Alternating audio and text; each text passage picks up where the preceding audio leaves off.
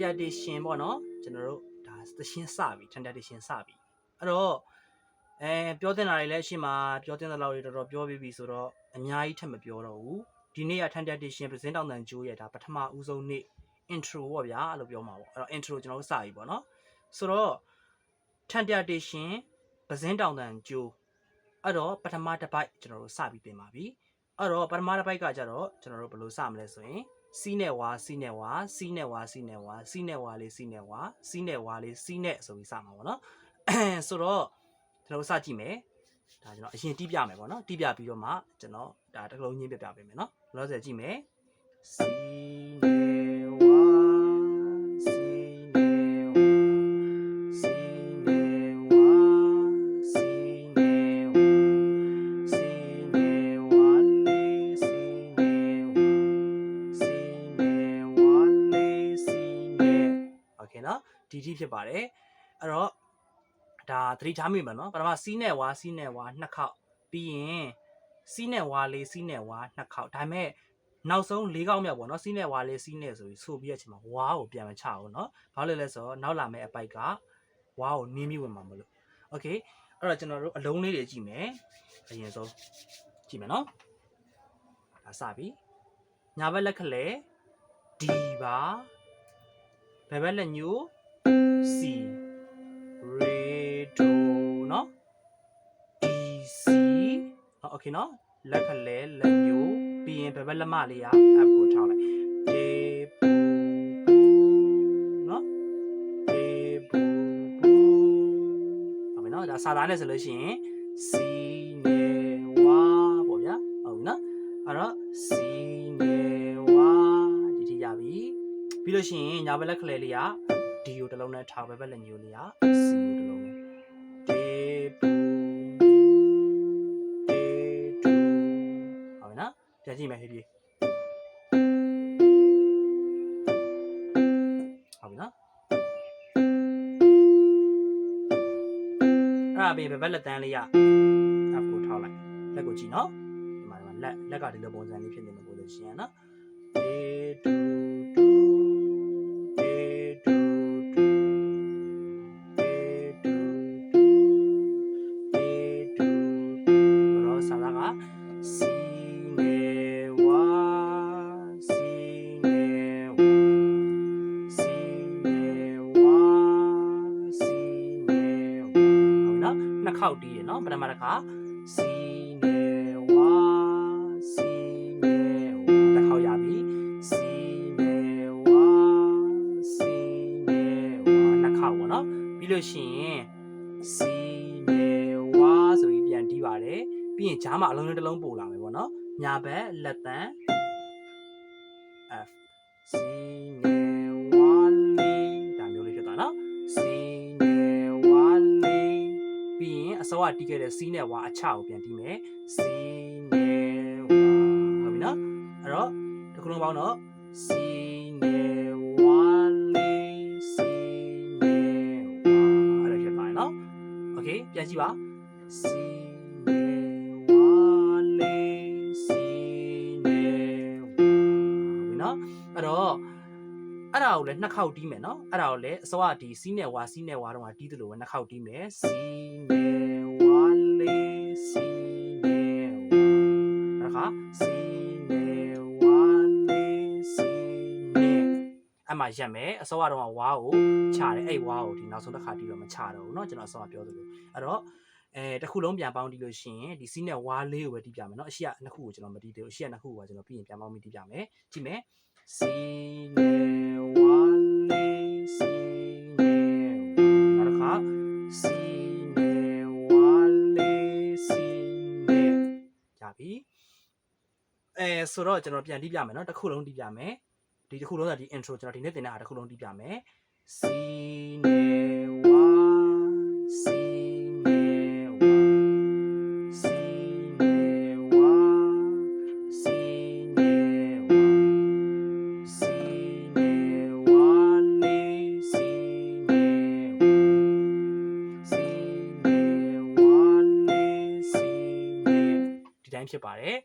ဒီတစ်ခုလုံးစာပေါ့နော် အဲ့တော့ကျွန်တော်ဖြည်းဖြည်းလေးတစ်ခေါက်ပြန်နှီးပြပါအောင်မယ်တခြားပြန်ကြည့်နော်ဒီခါတော့ပါဇက်ကမအော်ပြတော့ဘူးလက်ကပဲတီးပြတော့မယ်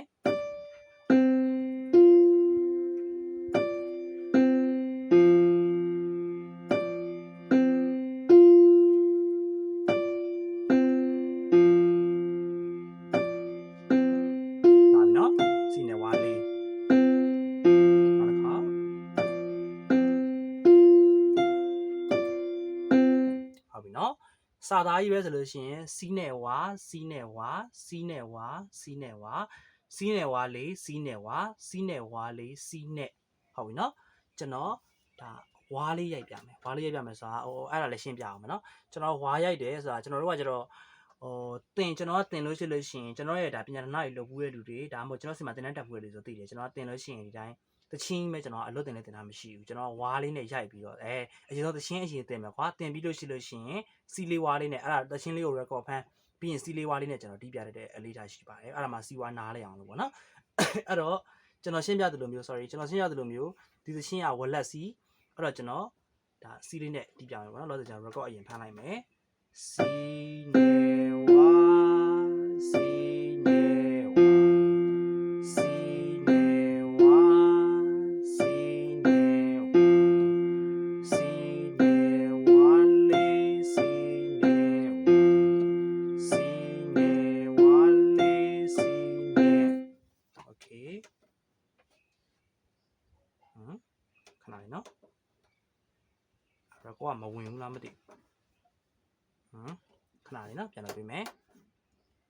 အဲ့လိုပဲ keyboard ဟန်ကျွန်တော်နဲ့ပြန်ပြမယ်နော်စီ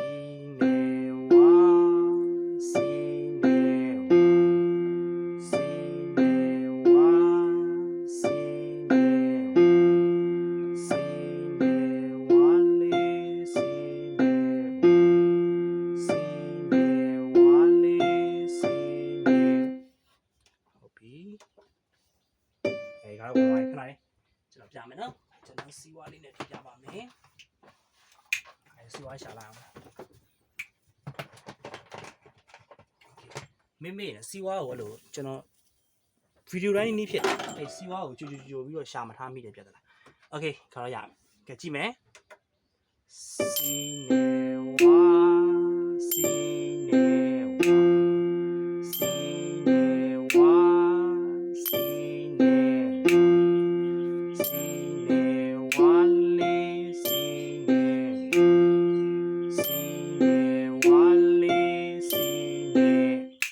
ဟုတ်ပြီနော်ပါဇက်ကဆိုတဲ့အတိုင်းပဲလက်ကတီးတာပဲစီဝါစီ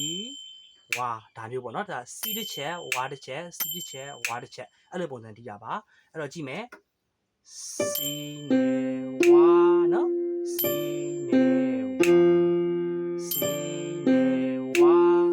စီနဲ့ဝါစီနဲ့ဝါလေးစီနဲ့ဝါစီနဲ့ဝါလေးစီနဲ့ကဲအဲ့တော့ knowledge လေးပြောမယ်နော်စီးနဲ့ဝါဆိုလို့ရှိရင်တော့ဒီ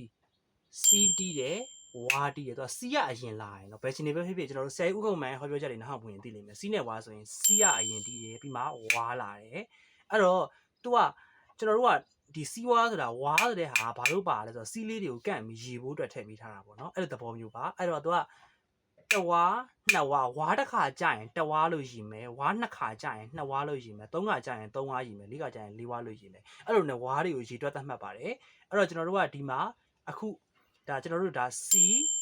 ဝါဒါဆိုတဝါနောက်တစ်ခါထပ်ပြီးစီဝါဒါဆိုနှစ်ဝါနောက်တစ်ခါထပ်ပြီးစီဝါဒါဆိုသုံးဝါအဲ့လိုမျိုး तू ကစီတလဲဝါတလဲစီတလဲဝါတလဲစီတလဲဝါတလဲအဲ့လိုတီးလို့ရှိရင် तू ကစီတဝါစီ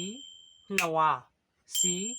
သုံးဝါအဲ့လိုပုံစံမျိုးရေးပါတယ်တော့ဝါတစ်ခါကြာတိုင်း1ဝါနောက်တစ်ခါထပ်ကြာ2ဝါနောက်တစ်ခါထပ်ကြာ3အဲ့လိုမျိုးဝါတစ်ခါကြာတိုင်းနံပါတ်တစ်ခုတိုးပြီးရေးတဲ့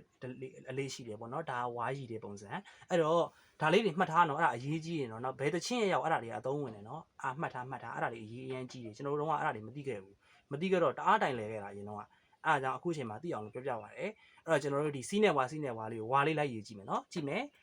စီနဲ့တဝါစီနဲ့တဝါစီနဲ့သုံးဝါစီ